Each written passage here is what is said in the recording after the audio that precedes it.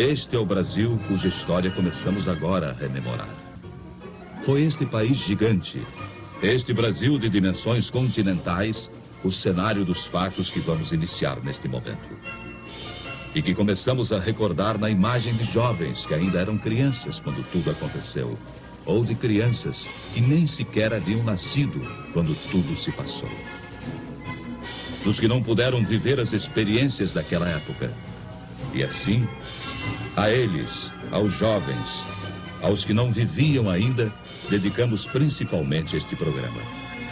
Bem como a todos aqueles que aos poucos foram esquecendo os dramáticos instantes de 11 anos atrás. Quando o Brasil era outro, era o Brasil de ontem.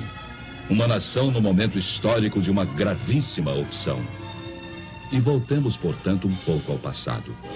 Sem ódios nem rancores, apenas para comparar. Foi há muito pouco tempo, apenas 11 anos. E o Brasil sofria uma de suas piores crises.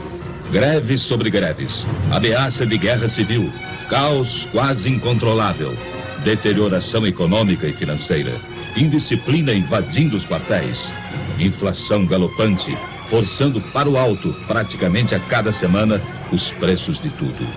Foram momentos terríveis.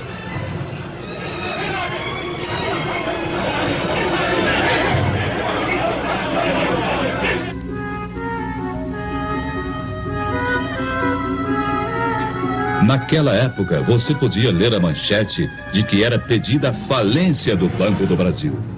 Eis uma daquelas manchetes.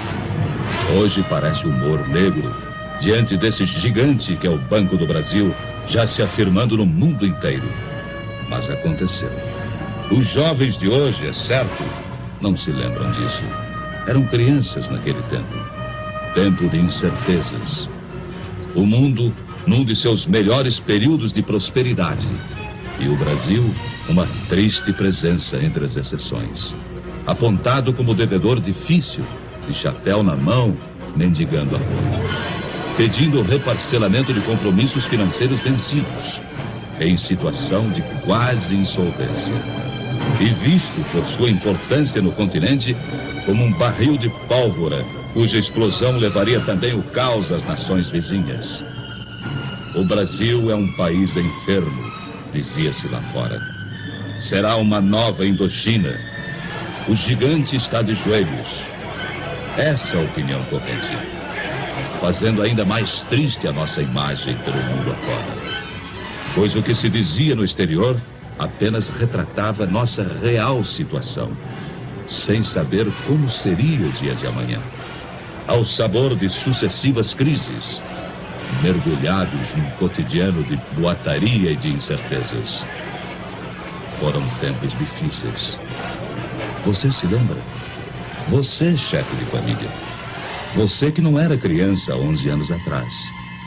Vocês que viveram aquele tempo. Vocês se lembram? Ultimatos ao Congresso. Agitações de rua, insegurança, ameaças aos jornais, agravamento da crise econômica e financeira. Já então, total descontrole inflacionário. E tamanha desorganização, tamanho caos, em tudo deixava sua marca. A produção se desarticulava. Faltavam os gêneros de primeira necessidade. Pedíamos de joelhos aos credores que esperassem por nós. Havia greves ao menor pretexto, filas para tudo. E, em última análise, quem sofria era o povo, que era levado às ruas para pedir, talvez nem ele mesmo soubesse o quê. Perplexo, sem ter para quem apelar. À espera de uma solução, fosse qual fosse, e por pior que fosse, melhor seria do que solução nenhuma. Pois aos poucos, o país ia resvalando para o impasse final. Você se lembra? Facções extremistas ameaçavam entrar em choque. E não faziam segredo da posse de arsenais e depósitos clandestinos de munição. Era o caos irremediável que chegava a passos largos. E sobre o caos brotavam já o suborno e a corrupção. Estava se armando o cenário para o capítulo final do drama. Um drama de consequências imprevisíveis e que ninguém na época poderia dizer ao certo como iria terminar. Pelegos, agitadores, bajuladores e adesistas, aventureiros, e por trás deles o comando vermelho dos comunistas. E até gente séria, idealista, mas iludida. Havia de tudo. Havia de tudo naquele imenso caldeirão fervente em que se transformava o Brasil. Você se lembra? Não se sabia ao certo quem estava mesmo à frente do país, quem dirigia os destinos da nação. Por isso, não podia haver comando, nem disciplina, nem ordem e nem progresso. E muitos donos se diziam os verdadeiros donos da situação. Foi há 11 anos atrás. Há apenas 11 anos. E hoje, ao documentar aquele passado ainda recente, uma pergunta chega a se impor. Como foi possível aguentar? Como o Brasil resistiu? Pense nisso. Você gostaria de voltar àqueles tempos? De experimentar as mesmas angústias? De sentir as mesmas incertezas e inseguranças? De voltar ao Brasil de ontem? De ler as mesmas manchetes e ver os mesmos espetáculos? A resposta fica com a consciência de cada um.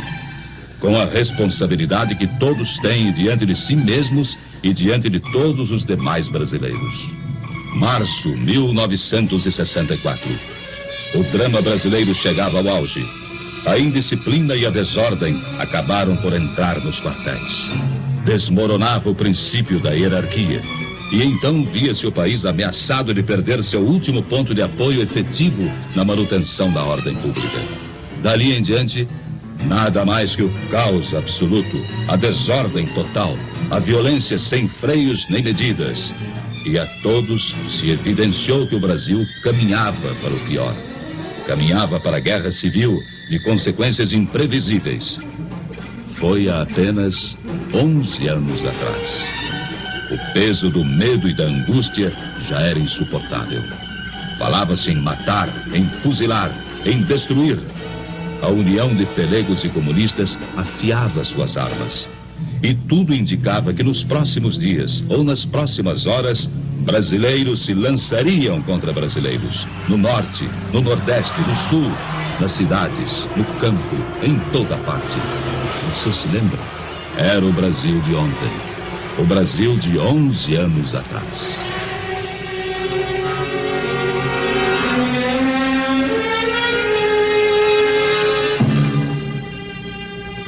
Foi no último instante, quase no momento derradeiro. E quando o país estava à beira da guerra civil, quase em pleno caos, alguma coisa aconteceu. Era impossível continuar suportando tantos desmandos, tanta incompetência, tamanha anarquia. E o clamor de vozes conscientes encontrou eco em soluções inadiáveis. E as Forças Armadas, elas próprias, mais do que ameaçadas, foram chamadas, praticamente intimadas, a cumprir a missão que o momento lhes impunha. Restabelecendo a ordem e livrando o país dos trapos vermelhos que ameaçavam sufocá-lo.